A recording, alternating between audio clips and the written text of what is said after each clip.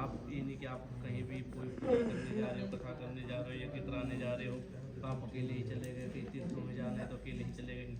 आपको मुझे लेकर के साथ ही आपको यज्ञ तप जप इत्यादि करना है। इसका मतलब ये है कि आज के बाद आप पूजा पाठ करते थे कि नहीं करते थे, लेकिन आज के बाद से आपको यज्ञ जप तप तीर्थाटन इत्यादि करना है।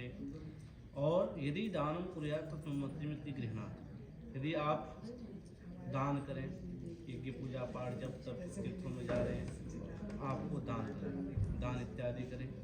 तो दान इत्यादि करें तो उसमें भी अपने साथ मुझे लेकर के वो दान इत्यादि करेंगे। कन्या का तीसरा वचन है अवस्था त्रयं मम पालनम कुर्यात्। जो 3 अवस्थाएं हैं, युवावस्था, प्रौढ़ावस्था, वृद्धावस्था, इन 3 अवस्थाओं में आप मेरी टहल करेंगे, देख रेख करेंगे, आप मेरे साथ। ये नहीं कि आज जो यौन अवस्था है, आज जो है आप मेरे साथ है, कल कोई अवस्था ऐसी भी आएगी वृद्धावस्था, उसमें त्याग दें। तीनों अवस्थाओं में आप ही मेरी टहल देख रेख करेंगे। कन्या का चौथा वचन है धनादि गोपनीय मुझ सम्मति गृह्णात्। यदि आप कुछ भी कहीं रखते या कहीं छिपाते हो या किसी को देते हो तो वह धन आप मुझको बता करके देवें या कहीं रखें, सही समय पड़ने पर उस धन का सही सदुपयोग हो सके। इसलिए जो भी आप कहीं भी धन इत्यादि कहीं किसी को देते हैं रखते हैं तो आप मुझे बताएंगे। कन्या का 5वां वचन है पशु क्रय विक्रय में स्मृति गृह्णात्।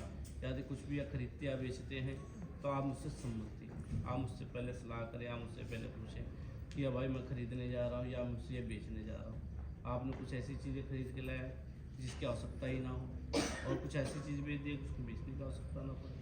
तो इसलिए जो है आप कुछ भी खरीदते हैं, वाहन, मकान, दुकान, गाय भैंस इत्यादि, तो उसमें आप मुझसे सलाह करेंगे।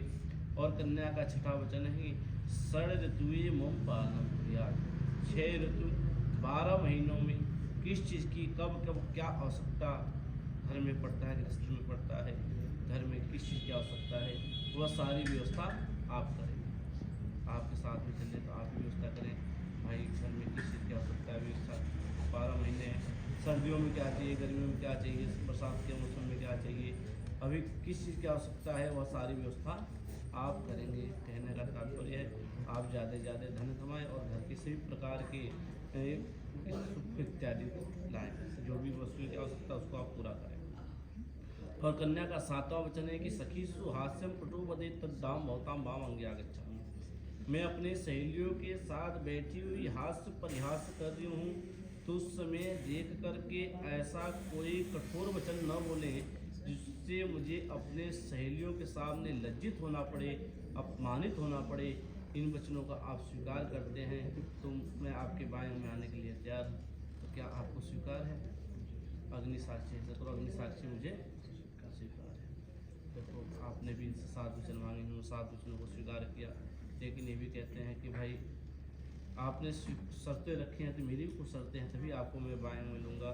इनके कुछ वचन हैं उद्याने मद्यपाने च पिता गृह गमनेन च ज्ञापको न कर्तव्यम वरवाक्यम चतुष्टकम।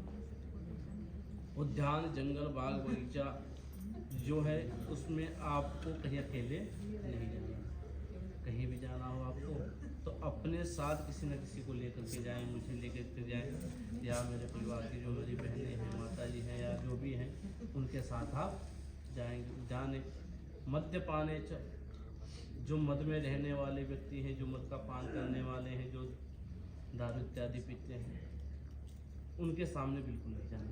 मदीयता भी कई प्रकार के, देखो भाई रूप की मदीयता है, धन का मदीयता है, यो और क्या नाम है, तो उसमें जो है जो मद में रहने वाला व्यक्ति है उसके सामने तुम्हें नहीं जाना। जाने मद्यपाने च, और आज के बाद जो है जहाँ पर मेरा तिरस्कार होता हो, जहाँ पर अपमान होता हो वहाँ पर बिल्कुल ही नहीं जाना है।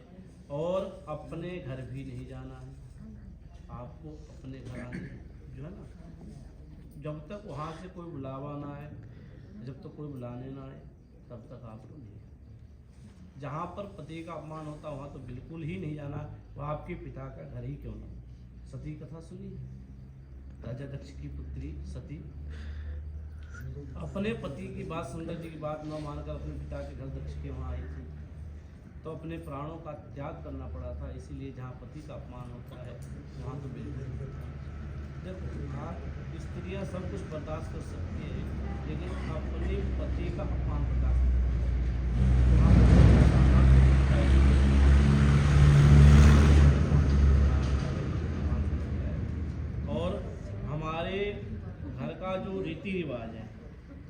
आपके वहाँ का रीति रिवाज अलग है, सुनील जी के रीति रिवाज, इनके वहाँ किसी और देवता की पूजा की जाती है, आपके वहाँ कुछ और पूजा की जाएगी, आपके वहाँ व्रत कुछ और होगा, यहाँ का व्रत कुछ और होगा। तो हमारे घर का जो रीति रिवाज है उसको तुम्हें धारण करना पड़ेगा। हमारे वहाँ के जो बड़े बुजुर्ग कहते हैं, जिस देवता का पूजा के लिए कहते हैं या जो भी कार्य कहते हैं वह तुम्हें स्वीकार करना।